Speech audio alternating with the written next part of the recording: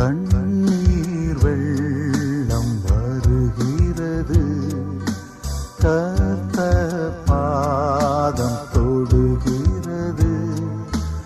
என்னை போல ஆலயத்தில் மெழுகுவர்த்தியில் அழுகிறது.